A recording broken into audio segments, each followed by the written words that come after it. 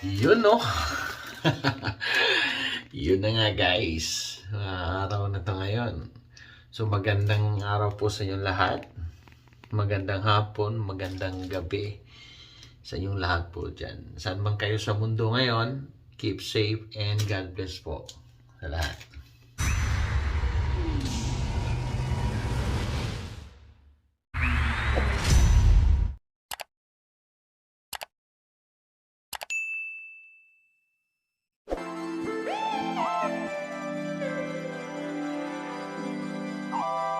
Yun no. So ngayon guys, DIY muna tayo ngayon kasi walang pera. Walang perang pambayad ng panggupit. Tipid tips kamo, tipid tips. Siyempre, pwede naman natin gupitin yung sarili natin. Bakit hindi? Yun no. So yun yung mga buhok ko na nalalaglag guys. Yung gupit. Yan. Ito yung mga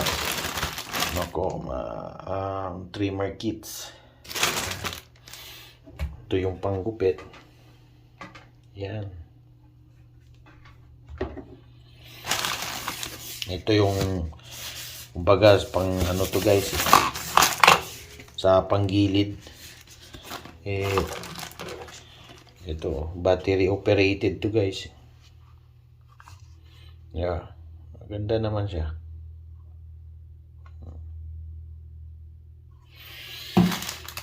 So, yun na nga guys. Nagugupit tayo ngayon. Sarili natin. Kasi, syempre, by appointment kasi guys. At saka, ang hirap ba makakuha ng slot. Minsan, not available. Kung kailan lang tayo mag-off. Diba? So, okay naman, diba? Okay na yung gupit ko. Diba? So, Canada pa more.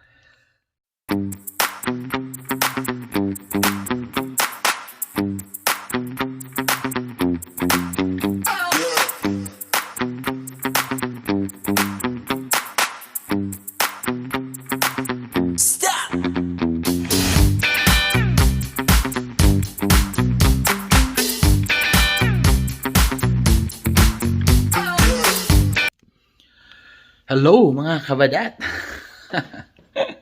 Kamusta? So, ito na po tayo ngayon mga kabadat, di ba? So, ayos maggupit natin. Ako lang yan. So, yun nga mga kabadat. So, tapos na tayong maggupit. Nakaligo na tayo, naka-freshen up na tayo. So, may lalakarin tayo ngayon mga kabadat. Ito'y tungkol naman sa inaano natin, pinoprocess natin yung open work permit natin para dun sa partner ko. Oh my God! Yun. So, yun. Pupunta ako ng lawyer ngayon mga kabadat para humihingi ng legal advice nila. So, samahan niyo ako mga kabadat. Let's go. Yes, mga kabadat. So, ito na po tayo ngayon. So, siyempre, lalakad pa rin, di ba? So, galing na tayo sa library mga kabadat. Na-print ko na yung gusto nating i-print na documents para sa open work permit natin. Para sa partner natin. Pero sa araw na ito mga kabadat, hindi yan yung magiging topic natin. Kasi, gagawa ko ng separate vlog niyan mga kabadat para paano yung proseso ng open work permit natin. Kasi mahaba-haba mga kabadat mahaba yung proseso. Kaya na-share ko lang ngayon kasi sa 5 months na namin dito sa Canada. So ang allowable naman na pwede mong applyan na magkaroon ng open work permit yung partner mo is at least magka 3 months ka dito. Yan. Magka 3 months ka dito sa Canada. So yun, 5 months na kami. So nag-umpisa na yung proseso ng open work permit na ina-apply natin. Tsaka yun, abang na lang muna mga kabadat kasi hindi ko pa madetalye ngayon kasi medyo complicated pa. So gagawa tayo ng separate vlog niyan para magkaroon at maliwanagan kung ano ba nangyayari doon sa proseso namin sa open work. Ayun. Grabe yung ano ngayon, busy yung downtown ngayon mga kabadat. Daming mga sasakyan. Oh? Ano ba ngayon? Thursday.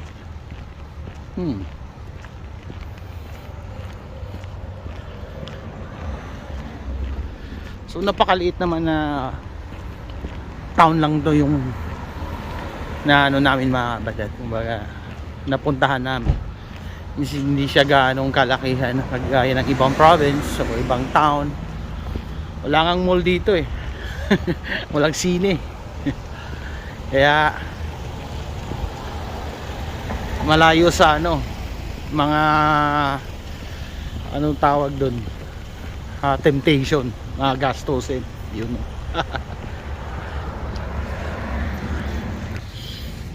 So sa susunod nating destination ngayon mga kabadat, punta muna tayo ng lawyer para magpa legal advice tayo. Yun.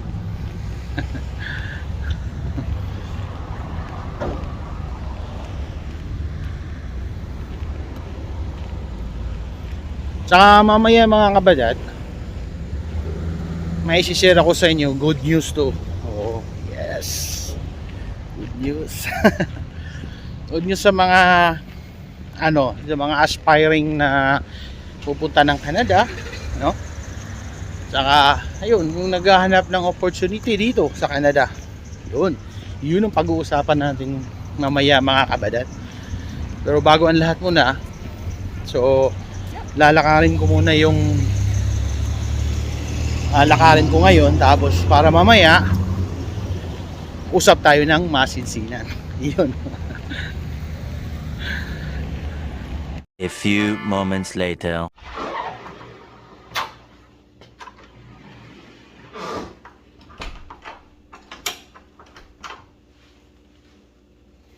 Oh, hi mga kabadat. Kamusta po kayo? So ito na, nakarating na tayo sa bahay mga kabadat at nalakad na rin natin yung documents natin. Kasawiyang palad, hindi tayo pinalad ngayon mga kabadat. So sige lang, i-explain ko sa inyo sa separate na vlog mga kabadat yung nilakad ko ngayon. Yun, no? Pero may good news naman ako para sa inyo mga kabadat. Yun, no? Hindi man ako pinalad ngayon, baka kayo dun sa isi-share ko mamaya sa inyo, pag nag-coffee tayo, baka pala rin kayo. O kaya nasa inyo na yung swerte. O kayo naman nang magkaroon ng swerte. Okay? So, magtitimpla lang tayo ng kape mga kabadat kasi malamig yung panahon natin ngayon. Tapos sa labas tayo mag-uusap. Kaya, di ba? Maganda pag nag-uusap pag may kape. Yun. Sandali lang mga kabadat.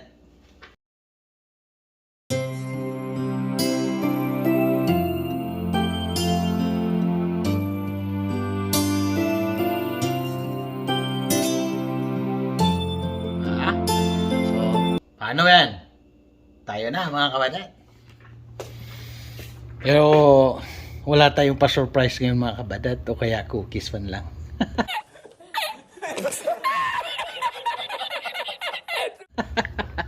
Kape-kape lang muna tayo mga kabadat. Uy, medyo malikabok ang mga kabadat. Yung mesa, so linisin muna natin. Kunting punas lang yan.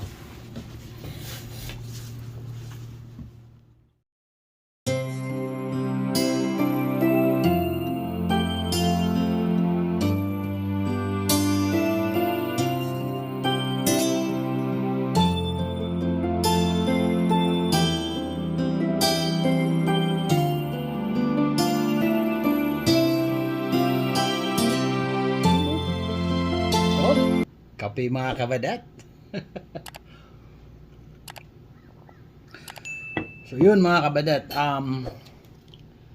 disclaimer lang po mga kabadat, hindi po ako part ng system nila mga kabadat. Ito lang po ay nasagap ko lang po na balita, which is magandang i-share sa mga kababayan natin na gustong, alam mo yun, yung gustong mag-aspire na magpunta ng Canada o kaya nangarap na magtrabaho sa Canada. Yun no. So disclaimer lang po mga kabadat, hindi po ako part ng system So umpisa na natin mga kabadat. So ito nga po mga kabadat, starting next month, may bagong programa na naman yung Canada. So with regards to the LMIA, yung Labor Impact Manpower something like that. Ayaw, di ma. May bagong programa na naman yung LMIA dito sa Canada, which is pinalawak nila mga kabadat. So maganda, I mean good news para sa atin, para sa lahat. Kumbaga may chance, may malaking chance na matupad yung mga pangarap natin. Ayun, no. So ito na po mga kabadat, babasahin ko lang po sa inyo yung nasagap kong balita at panoorin na rin niyo yung video na yung nag-announce nito. Ayun, no. Canada announces new recognized employer pilot program announced by Randy Bisonnolt. There will be a 3 pilot program starting next month, mga kabadat. The program is designed to be responsive to changes in the labor market by helping Canadian employers deal with the labor shortages they face on a temporary basis when Canadian and permanent residents are So yun mga kabadat, di ba? So ang ilimay mga kabadat ay isang programa ng Canada mga kabadat. Kumbaga ito yung proseso sa mga Canadian employer na para makapag-hire sila ng mga foreign workers. So ang LMIA mga kabadat ay isang proseso para makapag-hire sila outside Canada. So ibig sabihin nun, pag hindi sila nakakita ng mga lokal o mga permanent residents or mga citizen na mag-fill in sa mga job vacancies, so LMIA ang papasok mga kabadat para makapag-hire sila outside workers, I mean outside Canada, all over the country mga kabadat. So yun ang ibig sabihin ng LMIA mga kabadat, Labor Impact. So ang ibig sabihin nun mga kabadat, pag maraming LMIA na mag-a-apply, maraming employer na mag-open ng mga LMIA, so ibig sabihin maraming trabaho papasok ng Canada. So ang good news nun mga kabadat, syempre, di ba? Isa na tayo sa mga maabunuhan ng mga blessings mga kabadat. So ano pang hinihintay nyo mga kabadat? So ihanda na nyo yung mga papers nyo, mga documents nyo, mga experiences nyo para makapag-apply na, no? Who knows mga kabadat, di ba? So ano lang, maliit lang ang mundo mga kabadat. Baka ito na ang yung swerte, no? Ito na ang inyong umpisa, no, sa magandang buhay mga kabadat. O di ba mga kabadat? So hindi pa rin nawawala ng pag-asa mga kabadat, kagaya ng ginawa ko, bagong gupit, bagong pag-asa.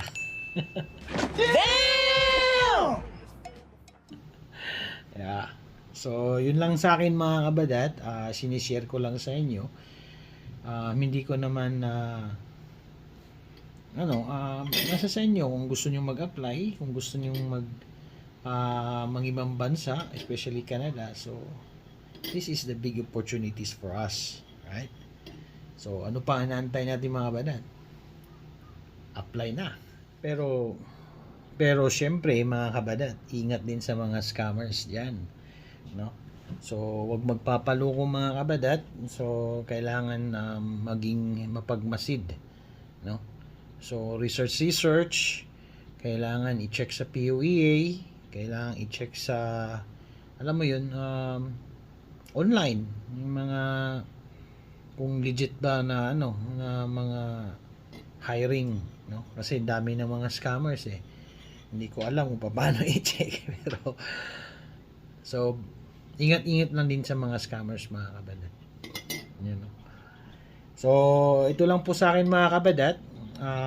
Na-share ko lang sa inyo. So kung sinong gustong mag-apply, so sinong gustong ano man mangarap, libre ang mangarap. So yun. So antayin lang natin mga kabadat, by next month darating yung swerte natin. Ayun, no. So just comment down below mga kabadat kung anong assessment nyo, kung ano yung saloobin nyo. So ang sa akin lang is ini-share ko lang. So sana'y nakatulong po sa inyo mga kabadat nung na-share ko sa inyo, o kaya nakapagbigay ng motivation po sa lahat ng nakapanood nito, no? So especially sa mga kababayan natin. Ayun, no. So hanggang sa muli po mga kabadat, maraming salamat po sa nanonood at sa nag-like, share and subscribe po. Salamat po sa inyong lahat and God bless po sa inyong lahat. See ya. Sorry, it's DJ.